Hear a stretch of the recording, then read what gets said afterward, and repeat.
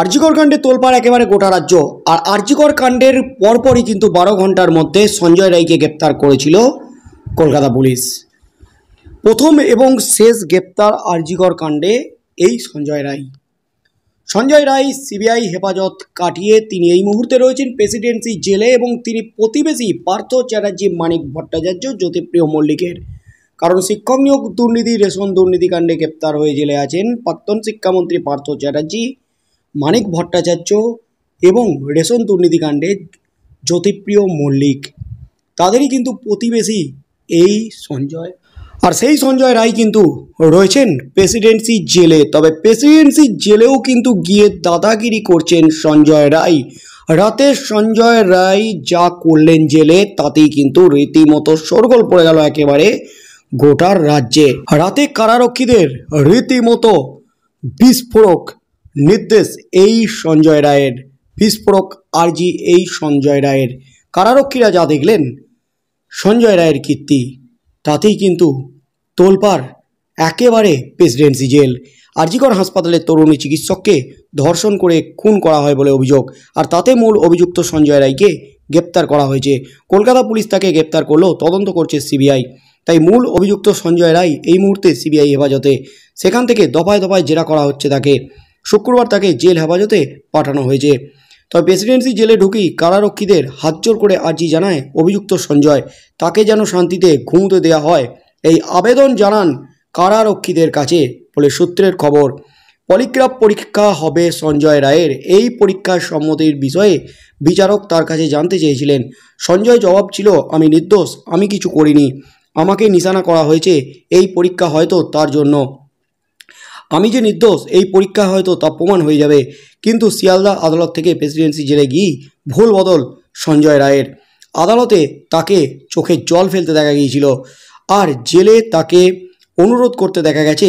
এক কারারক্ষী সূত্রে খবর, সঞ্জয় তাকে ডেকে বলেছে, জেরায় আমি খুব ক্লান্ত, আমাকে খেতে দিতে হবে না, শান্তিতে একটু ভালো করে ঘুমোতে দিলেই হবে। এই কথা শুনে কারারক্ষী বেশ চমকে যান। সন্ধ্যার সময় হঠাৎ কোনো আসামি এমন কথা বলতে পারে তা ভাবতেও পারেননি ওই কারারক্ষী। কড়া নিরাপত্তায় প্রেসিডেন্সি জেলে রাখা হয়েছে সঞ্জয়কে।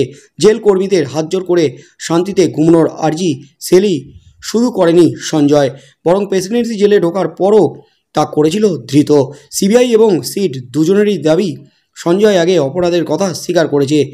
সিসিটিভি ফুটেজ এবং কিছু সরঞ্জাম হাতে এসেছে। এই সিসিটিভি ফুটেজের সঙ্গে সঞ্জয়ের দেওয়া বয়ানের মিল পাওয়া যায়নি। এই মূল অভিযুক্তকে কলকাতা পুলিশ গ্রেপ্তার করেছে, তাহলে সিবিআই কী করলো উঠছে প্রশ্ন।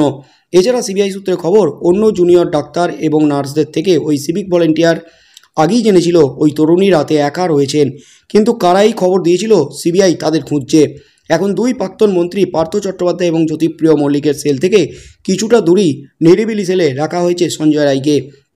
ওই সেলেই একদা কুণাল ঘোষ আত্মহত্যার চেষ্টা করেছিলেন বলে জেল সূত্রে খবর। জেলে প্রথম রাতে ডাল, রুটি, সবজি খেয়ে সেলে টানা ঘুম দেয় সঞ্জয়। তবে বেগুন ভাজা পেলে ভালো হবে বলে এক কারারক্ষীকে আর্জি করেছেন ধৃত, যা শুনে আরও চমকে যান ওই কর্তব্যরত কারারক্ষী। এই মুহূর্তের সবচেয়ে বড় খবর, সঞ্জয় রায় জেলে ঢুকেই কিন্তু দাদাগিরি শুরু করে দিলেন। তিনি সিভিক ভলেন্টিয়ার হলেও কলকাতা পুলিশে তার কিন্তু যথেষ্ট প্রভাব ছিল, যথেষ্ট প্রভাবশালী সিভিক ভলেন্টিয়ার তিনি। এবং তার সাথে সাথে তিনি যখন প্রেসিডেন্সি জেলে ঢুকলেন এবং রাতে কিন্তু তিনি কারারক্ষীদের কাছে আর্জি জানালেন, তাকে খেতে দিতে হবে না, তবে ভালো করে শান্তিতে যেন ঘুমোতে দেওয়া হয়, কারণ জেরায় তিনি ক্লান্ত হয়ে গেছেন। তিনি কিন্তু স্পষ্ট জানিয়েছেন তিনি নির্দোষ এবং পলিগ্রাফ টেস্ট করলেই সেটা প্রমাণ হয়ে যাবে। তাকে ফাঁসানো হচ্ছে, তাকে ফাঁদে ফেলা হচ্ছে, এমনই কিন্তু বিস্ফোরক দাবি করেছেন সঞ্জয় রায়। তবে জেলে গিয়েই কিন্তু ভুল বদল সঞ্জয় রায়ের। তিনি কিন্তু বিস্ফোরক দাবি করেছেন, একের পর এক আর্জি জানাচ্ছেন, বেগুন ভাজা চেয়েছেন খাবার জন্য, এমনই কিন্তু খবর উঠে আসছে। এবং তার সাথে সাথে কারারক্ষীদের রীতিমতো চমকে দিয়েছেন সঞ্জয়। রাতে মাঝে মাঝে পায়চারি করছেন সঞ্জয়। এদিকে কারারক্ষীদের তিনি আবেদন করেছেন, আমাকে খেতে দিতে হবে না, আমাকে শান্তিতে ঘুমোতে দিন, আমি ঘুমোতে চাই, কারণ জেরা করে করে আমার ঘুম নষ্ট হয়ে গেছে, আমি ঘুমোতে পারিনি, আমি ক্লান্ত, এমনই কিন্তু বিস্ফোরক দাবি করেছেন সঞ্জয় রায়।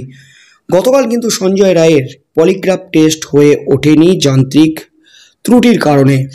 আজ সঞ্জয় রায়ের পলিগ্রাফ টেস্ট হবে, কিন্তু তার আগেই সঞ্জয় রায় আদালতে ম্যাজিস্ট্রেটের কাছে যে বিস্ফোরক জবানবন্দি দিয়েছেন যে তিনি নির্দোষ। তার যে পলিগ্রাফ টেস্ট, সেই পলিগ্রাফ টেস্টে তিনি অনুমতি দিয়েছেন, তার কোনো অসুবিধে নেই এবং তিনি যে নির্দোষ সেটা পলিগ্রাফ টেস্ট করলেই বেরিয়ে আসবে। দুধ কা দুধ এবং পানি কা পানি সব কিছু কিন্তু পরিষ্কার হয়ে যাবে। তাই আগামী দিনে কি হতে চলেছে, এবার কি বদলা শুরু করে দিলেন সঞ্জয় রায়? কি হতে চলেছে? কারারক্ষীরা যা দেখলো রাতে, সঞ্জয় রায় পায়চারি করতে করতে কিছু একটা যেন ভাবছেন। কি ভাবছিলেন, কি প্ল্যান করছিলেন, কি ছক কষছিলেন সঞ্জয় রায়? তিনি কি অপরাধী নাকি তাকে ফাঁসানো হচ্ছে? তিনি কেন অন্য যারা যুক্ত তাদের নাম বলে দিচ্ছেন না, এই প্রশ্নটাও উঠে গেছে। তাই আগামী দিনে কি হতে চলেছে শেষ পর্যন্ত সেদিকেই চোখ থাকবে গোটা রাজ্যের।